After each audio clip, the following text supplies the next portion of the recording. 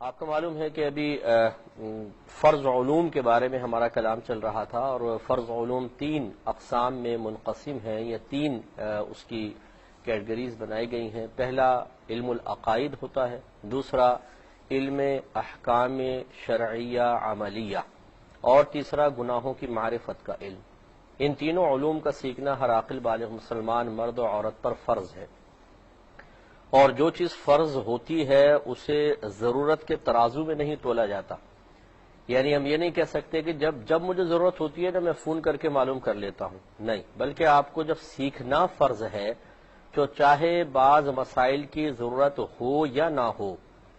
شریعت نے چونکہ اس کا سیکھنا لازم قرار دیا ہے لہذا وہ تو سیکھنا ہی پڑے گا۔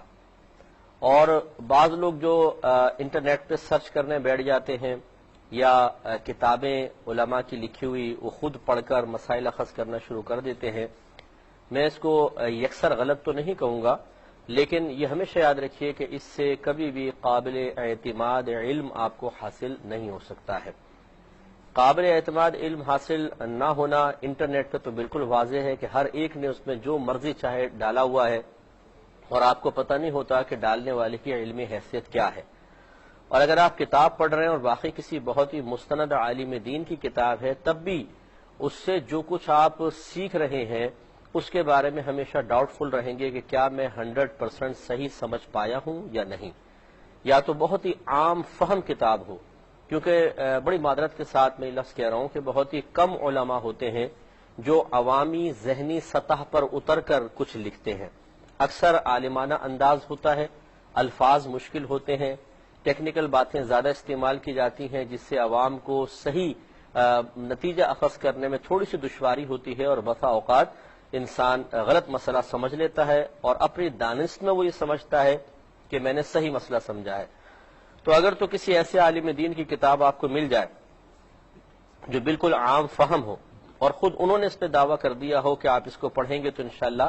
براہ راست بھی آپ اس کو سیکھ سکتے ہیں، اتنا ہم نے آسان کر دیا ہے، پھر تو بہت اچھی بات ہے، لیکن یہ شاید لاکھوں میں سے کوئی 2-3 کتابیں ہوں گی، باقی ہر ایک میں ضرور ایسا ہی ہوتا ہے۔ یہ نہیں کہ علماء جان بوجھ کے کوئی مشکل لکھتے ہیں، لیکن بہرحال اتنا بھی آسان نہیں کر پاتے، کیونکہ اگر آپ ذرا صحیح طریقے سے لکھنا چاہیں 1 صفحہ ہوگا،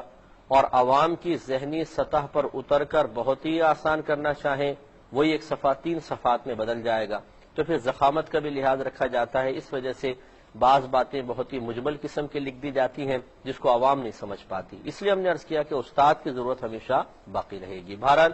تو عقائد کا بیان چل رہا تھا، ہم نے آپ کو پہلے بات یہی سمجھائی تھی کہ عقائد میں کسی کی تقلید شرعاً جائز نہیں ہے۔ آپ یہ نہیں کہہ سکتے کہ چونکہ میں نے اپنے ماں باپ کو اس عقیدے پہ پایا اس لیے میں اس عقیدے پر ہوں۔ بلوغت کے بعد آپ کو ٹھیک ہے والدین کو جو عقیدہ ہے آپ نے اختیار کیا، لیکن یہ آپ پر فرض ہے کہ اس کی دلیل تلاش کریں کہ میرے ماں باپ نے بھی جو اس عقیدے کو اختیار کیا اس کے پیچھے دلیل کون سی تھی۔ یہ ہو سکتا ہے کہ والدین کو بھی نہ پتا ہو، بیچارے ہمارے گھروں میں ایسے ہی ہوتا ہے کہ جو چلتے آ رہے ہیں ہم ان کو اختیار کر لیتے ہیں، لیکن اس ذمہ داری سے بالکل غافل ہوتے ہیں کہ ہمیں بہرحال اپنے ہر عقیدے کی ایک دلیل تلاش کر کے رکھنی چاہیے تاکہ شیطان کسی بھی لحاظ سے قلب میں وسوسہ نہ ڈال سکے۔ تو آپ کی خدمت میں گزارش کر رہے تھے کہ عقیدہ دلیل کے ساتھ ہی سیکھا جائے گا۔ ہماری میجر مسٹیک یہی ہوتی ہے کہ ہم نے عقیدے تو ہمارے کچھ نہ کچھ ہوتے ہیں لیکن ان کے دلائل ہمارے پاس نہیں ہوتے۔ تو یہ میں نہیں کہوں گا کہ اگر آپ کے پاس عقیدے کی دلیل نہیں ہے تو جو آپ کا عقیدہ ہے وہ غلط ہے، یہ میرا دعویٰ ہرگز نہیں ہے۔ ہو سکتا ہے آپ بالکل صحیح عقیدے پر ہوں،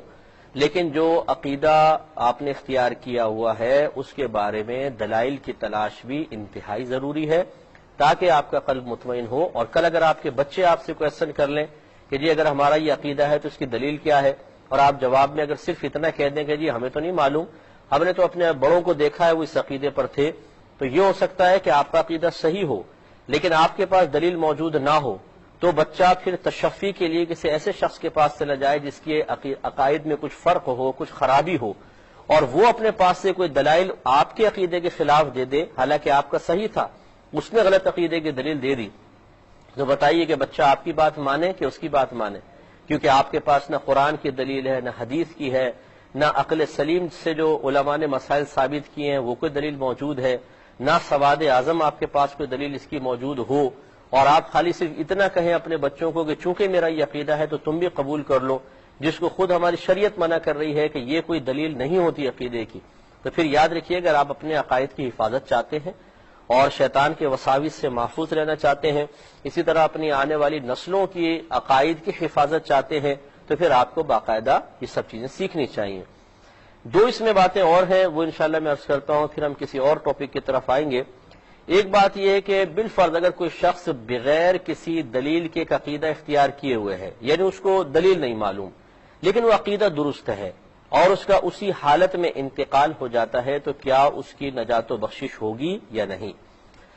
تو اس کا جواب یہ ہے کہ چونکہ وہ درست عقائد کا حامل تھا تو انشاءاللہ عز و جل اس کی بخشش ضرور ہوگی، کیونکہ اللہ تعالیٰ کا یہی وعدہ ہے کہ جس کا عقیدہ درست ہوگا وہ ضرور نجات پائے گا۔ جیسے والعصر ان الانسان لفی خسر، اللہ تعالیٰ فرماتا ہے کہ عصر کی قسم تمام انسان خسارے میں ہیں، الا الذین آمنوا وعملوا الصالحات وتواصوا بالحق وتواصوا بالصبر،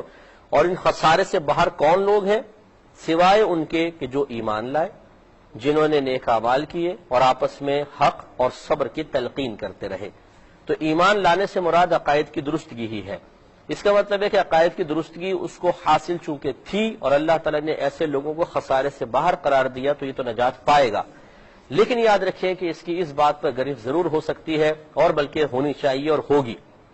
اللہ تعالیٰ معاف فرمائے تو ایک الگ بات ہے، میں ایک ضابطے کے تحت ایک بات کر رہا ہوں کہ چونکہ اللہ تعالیٰ کے رسول صلی اللہ علیہ وسلم نے واضح طور پر فرمایا تھا کہ طلب العلم فریضۃ علی کل مسلم، علم کا حاصل کرنا ہر عاقل بالغ مسلمان مرد و عورت پر فرض ہے، اور اس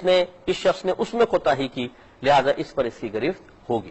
دوسرا ایک اور مسئلہ ہے وہ بھی عرض کرتا ہوں، لیکن پہلے کال لے لیتے ہیں۔ السلام علیکم، لائن ڈراپ ہو گئی۔ ایک کسی نے کوشچن کیا کہ بالفرض مجھے ایک عقیدہ تو پتہ ہے لیکن اس کی دلیل معلوم نہیں، میں کسی مشہور عالم دین کے پاس جاتا ہوں جن کے بارے میں گمان ہے کہ یہ بہت اچھا جواب دے سکتے ہیں، ان کے عقائد صحیح ہیں، اور میں ان سے کہتا ہوں کہ جی یہ عقیدہ درست ہے یا نہیں، اور وہ کوئی دلیل دیے بغیر خالی یہ کہتے ہیں کہ ہاں ٹھیک ہے آپ کا عقیدہ بالکل صحیح ہے، تو کیا یہ کافی ہوگا؟ دیکھیں مستند عالم دین کی گواہی بھی بہت بڑی چیز ہوتی ہے، اس کا انکار نہیں ہے، لیکن یہ آپ کا حق ہے اور عالم دین کو چاہیے کہ اس آپ کے حق کی ادائیگی کے لیے وہ بھی اپنا ایک حق ادا کریں کہ آپ ان سے کہہ سکتے ہیں کہ اگر یہ میرا عقیدہ درست ہے تو بتائیے کہاں سے ثابت ہے، مجھے ذرا دلیل دے دیجئے، قرآن سے، حدیث سے، یا عقل سلیم سے ثابت ہے، سواد اعظم سے۔ پھر بھی آپ کو یہ ضرور معلوم کرنا ہوگا کہ میرا یہ عقیدہ کس دلیل سے ہے۔ وجہ وہی ہے جو میں نے آپ کی خدمت میں عرض کی، اگر ایک عالم دین نے یس کہہ دیا، آپ گھر پہ اطمینان سے آ گئے، اب آپ کے گھر والوں کو سکھانا بھی تو آپ کی ذمہ داری ہے۔ آپ کی زوجہ کہتی ہیں، آپ کے بچے کہتے ہیں، آپ انہیں کہتے ہیں میں عالم دین سے پوچھ کر آ گیا ہوں، بالکل صحیح ہے، بس یہ عقیدہ ہونا چاہیے، اور وہ باہر جاتے ہیں، کوئی ان سے کوشچن کرتا ہے، خالی یہ کوئی کہہ سکتے ہیں جی فلاں عالم دین نے کہا ہے، اس کے لیے باقاعدہ دلیل ان کے پاس ہونی چاہیے۔